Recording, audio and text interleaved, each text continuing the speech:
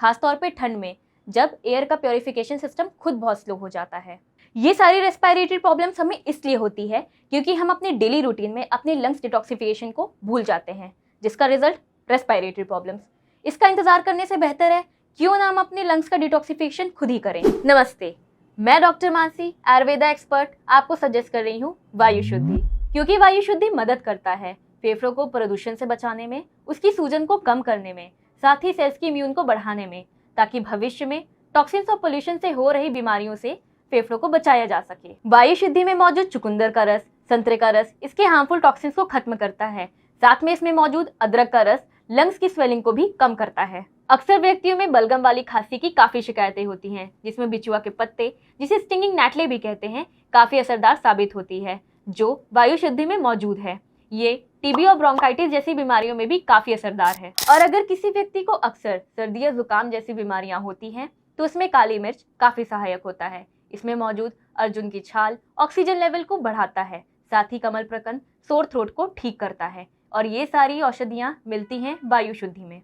जब आप दिल्ली एनसीआर जैसी प्रदूषित इलाके में रहते हो ना, तो हर एक दिन सांस लेना ऐसा लगता है जैसे कि बहुत बड़ा चैलेंज है। ऊपर से मैं अपना बताऊं, मेरे साथ तो केस भी दूसरा है। आखिर में अस्थमा का मरीज जो ठहरा, पता नहीं इनहेलर ले लेके मैंने अपनी जिंदगी और पैसे कितने सारे खर्च कर दिए। और ये लंग्स की मुसीबत जो है वो मुझे किसी भी तरीके से ठीक नहीं होने दे रही। ऊपर से ये प्रदूषण और गाड़ियों का प्रदूषण, धुएं का प्रदूषण, और अब तो पंजाब की पराली भी।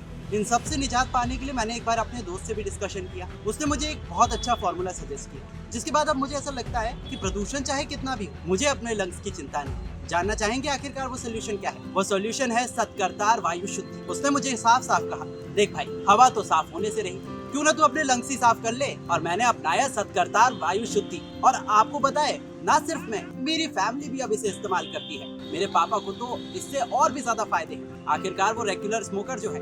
कभी सोचा है वायु शुद्धि क्यों जरूरी है? आप घर बैठे भी वायु शुद्धि कर सकते हैं। अगर आप स्मोक नहीं करते तो इसका ये मतलब नहीं कि आपके फेफड़े खराब नहीं हो सकते। एक रिपोर्ट की माने तो विश्व भर में 7% जानें सिर्फ लंग डिजीज से जाती हैं। विश्व के 20 सबसे प्रदूषित शहरों में 14 तो भारत से ही हैं। क्या इससे कोई फर्क पड़ता है? इससे बहुत ज्यादा फर्क पड़ता है। एक रिपोर्ट की माने तो 50% बच्चों में लंग्स का विकास पूरी तरीके से नहीं हो पाता। इसकी वजह है प्रदूषित हवा में सांस लेना, जिसकी वजह से उन्हें आगे चलकर ब्रोंकाइटिस, अस्थमा जैसी अन्य बीमारियां होती हैं। हर साल 40 लाख से भी ज्यादा लोग अपनी जान लंग डिजीज से गंवा देते हैं।